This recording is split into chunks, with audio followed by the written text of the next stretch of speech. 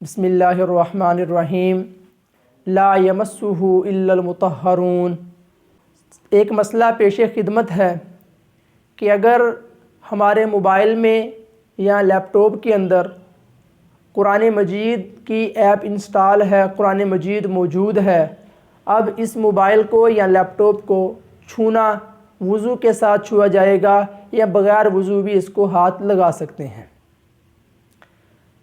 سب کا اس بات پر اتفاق ہے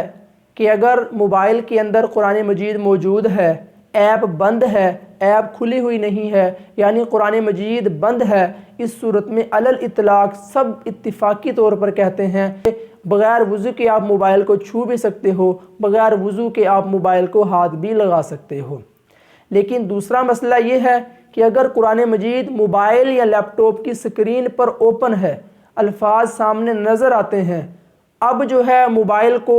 آیا با وضو چھوئیں گے یا جو ہے بلا وضو بھی چھو لیا جائے تو کوئی حرج ہے یا نہیں ہے؟ اس بارے میں فقہ حضرات کے 3 اقوال ہیں، 3 قول ملتے ہیں۔ آپ کے سامنے تینوں اقوال کو رکھ دیا جائے گا اور آپ خود جو ہے اب فیصلہ کر لیں کہ آپ نے کس قول پر عمل کرنا ہے۔ پہلا قول یہ ہے کہ اگر موبائل کی یا لیپ ٹاپ کی سکرین پر قرآن مجید اوپن ہے، اس کے الفاظ نظر آ رہے ہیں، الحمدللہ رب العالمین الرحمن الرحیم، یہ الفاظ واضح موجود ہیں، اب جو ہے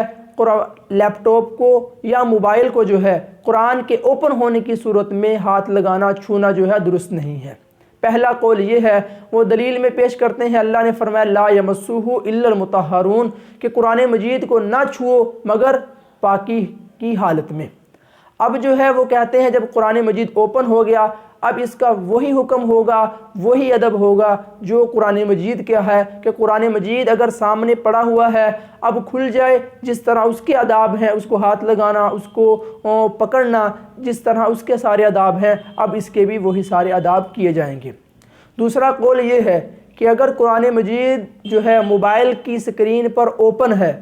اب جو ہے اس کے علاوہ جو پارٹس ہیں، موبائل کے نیچے والا حصہ، موبائل کے سائیڈ والے جو بٹن ہیں، سوائے سامنے کی جو سکرین ہے اس کے علاوہ باقی ہر جگہ پر آپ ہاتھ لگا سکتے ہیں، بغیر وضو کے آپ بغیر وضو کے چھو سکتے ہیں۔ یہ دوسرا قول ہے۔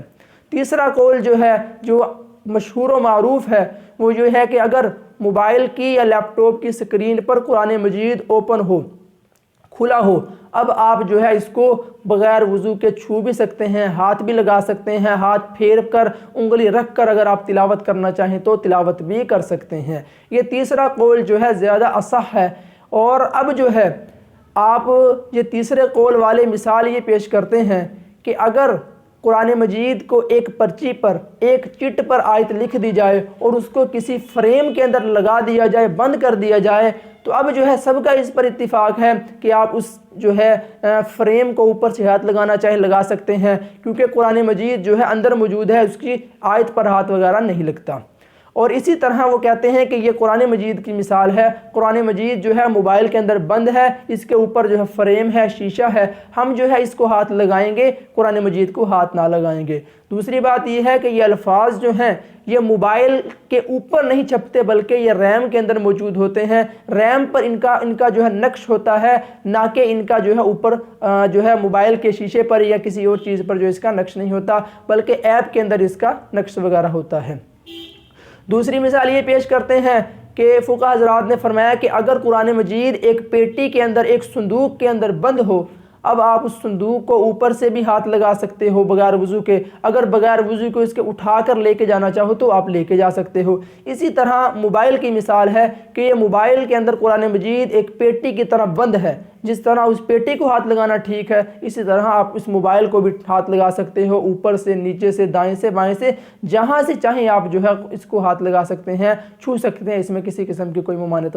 والی بات نہیں ہے۔ اب ہر ایک بندہ جو ہے خود فیصلہ کر لے، اگر وہ زیادہ متقی، زیادہ پرہیزگار ہے، کہتا ہے کہ میں صحیح نہیں سمجھتا موبائل کے اندر قرآن ہو اور کھلا ہوا اس کو ہاتھ لگاؤں، تو وہ پہلے قول پر عمل کر لے، فقہ حضرات نے جو پہلے والا قول بیان کیا ہے۔ اور جو کہتا ہے کہ میں بغیر بغیر وضو کے اگر پڑھنا چاہتا ہوں قرآن مجید تو وہ موبائل سے قرآن مجید جو پڑھ سکتا ہے وہ تیسرے قول پر عمل کرتے ہوئے جو ہے وہ یہ کام کر سکتا ہے۔ دونوں طریقے جو ہیں آپ کے سامنے رکھ دیے ہیں، اب آپ خود جس طریقے پر عمل کرنا چاہیں، جو یہ سمجھے کہ میں نے ایسے نہیں چھونا وہ جو وضو کر کے چھو لے، اور اگر کوئی وضو کے بغیر بھی موبائل کو چھوتا ہے قرآن کھلے ہوئے تو اس میں بھی کوئی حرج والی بات نہیں۔ اللہ رب العزت سے دعا ہے اللہ تعالیٰ عمل کی توفیق عطا فرمائے۔